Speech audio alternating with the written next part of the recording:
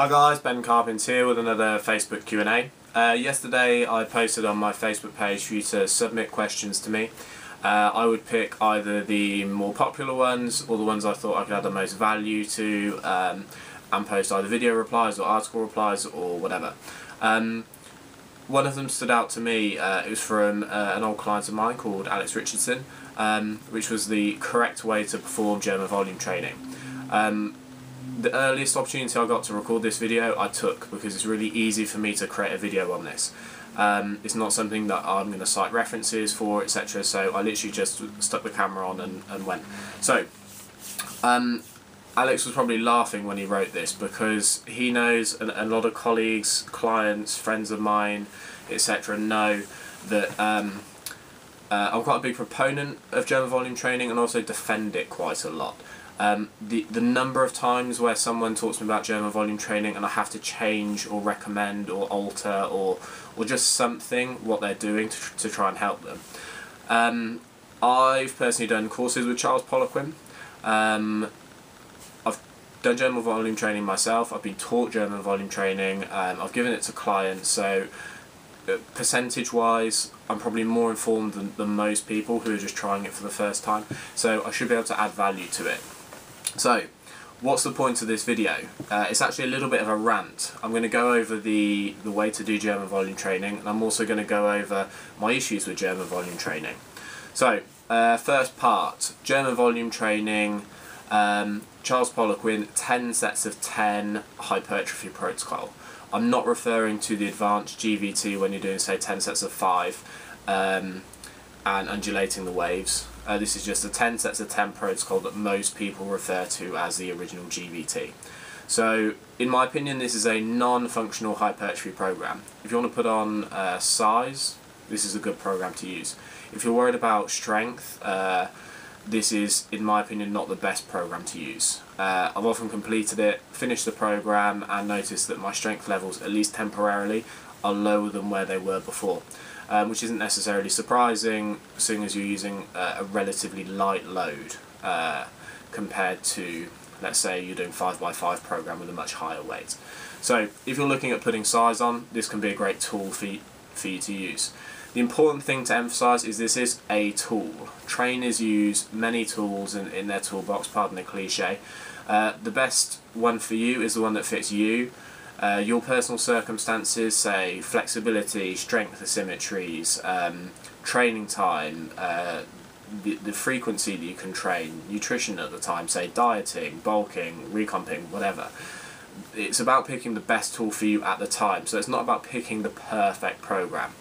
A lot of people try and tear GVT apart on the internet, why GVT shouldn't work and why this could be better and why this could be better, and that's fine. It's very easy to try and criticise a routine. It's much harder to write a routine which gets as much recognition, because GVT was very, very popular. So, the original GVT program, what you're looking at is chest and back on day 1. You do 10 sets of 10 antagonist pairing. So let's say you do a set of 10 on bench press, rest 90 seconds, a set of 10 on back, rest 90 seconds, repeat that until you've done all 10 sets of 10. Tempo on this is 4-0-2-0, so it's 4 seconds on the eccentric phase, 0 pause, 2 seconds on the concentric phase, that's bench press obviously, and 0 pause at the top. For, say, pull-ups on back, 4 second eccentric on the way down, no pause at the bottom, 2 second concentric, no pause at the top. After you do that, day 2 would be legs and abs, then day off. Then arms and shoulders, day off, then repeat it, so it's on a 5-day cycle. So that's the basis. That's the basis cleared. You've got an idea of what GVT is. If you want to look at the program on the internet, look for Charles Poliquin, bodybuilding.com 2002 is the article that I use. It's the old one, but it's his writing and it's the right one. So, here are my problems with GVT. The number of times where someone has said, I've done GVT and they've just cocked around with the formula and it's completely, in my opinion, ruined the program. So, here are some examples. I genuinely read on the internet someone who did GVT, but instead of doing 10 sets of 10, they did chest exercise 1, 3 times 10, new chest exercise 3 times 10, third chest exercise 3 times 10, and then 1 times 10 at the end. So they've taken 10 by 10, divided it into 4 exercises. It is 10 sets of 10, but it's nowhere near what GVT is supposed to be. The other one, qualified personal trainer, comes up to me doing GVT. I'm doing my own training session, but as soon as I hear what he's doing, I have to stop and talk to him. So I'm doing 10 sets of 10 on squats, 10 sets of 10 on deadlift, 10 sets of 10 on leg press. So no antagonistic superset, doing it in straight sets, doing 3 leg exercises. Someone that's done general volume training before, you will know how ludicrous that is. I laughed because the amount of time it would take for him to do that program, and the fact that there's zero chance he'll be able to walk down the stairs at all afterwards. It's the key point is it's just not the program. Other examples: picking 2 agonist exercises. So bench press superset with flies, bench press superset with flies, bench press superset with flies. Is it necessarily a bad training scheme? Absolutely not. I might do agonist supersets. In fact, my training program at the moment is agonist supersets, but it's not GVT. Antagonistic supersets are there to minimise the drop-off curve on each exercise. I've got a video which discusses the science on it if you haven't seen it already, which is the science of supersets. So pairing chest with back is strategic. It's there for a reason. Doing chest with chest, you have no idea how much of an impact that will have on the program. So it's not necessary to say that the other versions out there are bad, they're just not GVT. So in my opinion, if you're going to do the program, if you're going to quote that you've done GVT, do it properly and give honest feedback from it. So I personally, I like it. I think it's good for hypertrophy gains. I've used it and I benefited from it. I honestly find it mind-numbingly dull. I can't do 10 sets of 10 without... it just doesn't suit my psychology. By the time I got to the 4th workout, I was already working out in my diary when I got to do a new program because I hated it that much. But the results from it were really good, so if I was desperate, I'd happily give it another go. It also works well with clients. I'm sure there are loads of trainers out there who can testify how well it can work.